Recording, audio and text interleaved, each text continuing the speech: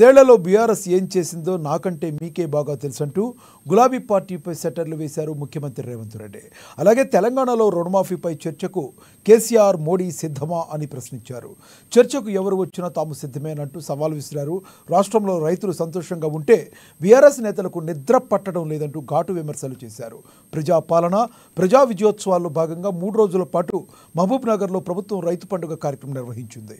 ఇందులో భాగంగా రైతు పండుగ ముగింపు వేడుక నిర్వహించారు. ఈ పండుగలో సీఎం రేవంత్ రెడ్డి మంత్రులు పాల్గొన్నారు. నరేంద్ర మోడీ గారు వస్తారా చర్చకు, కల్వకుంట్ల చంద్రశేఖరరావు గారు వస్తారా? మీరిద్దరు కలిసి రాండి. మొత్తంగా 25 లక్షల రైతు కుటుంబాలకు 21,000 కోట్ల రూపాయల రైతు రుణమాఫీ మొదటి సంవత్సరంలో చేసిన ప్రభుత్వం ప్రజా పాలన ఈ దేశంలో ఉన్నదే అంటే అది తెలంగాణ. ఈ తెలంగాణ రాష్ట్రం రైతులకు రుణమాఫీ చేసిందంటే సోనియమ్మ ఆశీర్వాదంతోని రాహుల్ గాంధీ గారు ఇచ్చిన గ్యారంటీతో చేసినామని నేను చెప్తాను.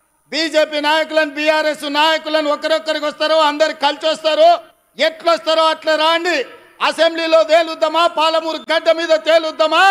మొదటి సంవత్సరంలో 25 లక్షల రైతు కుటుంబాలకు 21,000 కోట్ల రూపాయల రైతు రుణమాఫీ చేసిన పేటెంట్ కాంగ్రెస్ పార్టీ గ్యారంటీ అని ఉరేసుకోండి అని చెప్పిన ఆనాటి పెద్ద మనిషి, మీరు వరి వేసుకోండి, వేసుకున్న వరికి 500 రూపాయల బోనస్ ఇస్తాం, మీ ఖాతాలో 3 రోజుల్లోనే బోనస్ కనక వర్షం గలగల రాలుతుంటే బీఆర్ఎస్ వాళ్ళ గుండెల్లో పిడుగులు పడుతున్నట్టుగా ఉన్నది. మిత్రులారా, గుంపు మేస్త్రీలు భార్య భర్తల్ని మేటీలుగా పెట్టుకొని తీసుకెళ్లి బొంబాయికి వలస తీసుకుపోతుంటే 6 నెలల పసిబిడ్డల్ని కూడా తల్లిదండ్రుల దగ్గర వదిలేసి జంటలుగా వలసలు పోతున్న వాళ్ళ కన్నీళ్లను నేను కళ్ళతో చూసిన.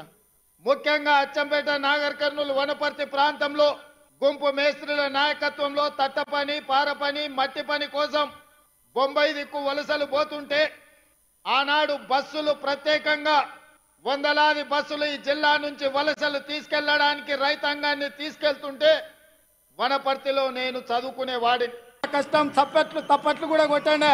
డప్పు లేవానే మా మాదిగ సోదరులారా, డప్పు సప్పుడు వినిపించాలి, గట్టిగా వినిపించాలి. మన జిల్లానే మాదిగోళ్ళ జిల్లానే. మహబూబ్ నగర్ జిల్లాలోని అమిస్తాపూర్లో కాంగ్రెస్ ప్రభుత్వం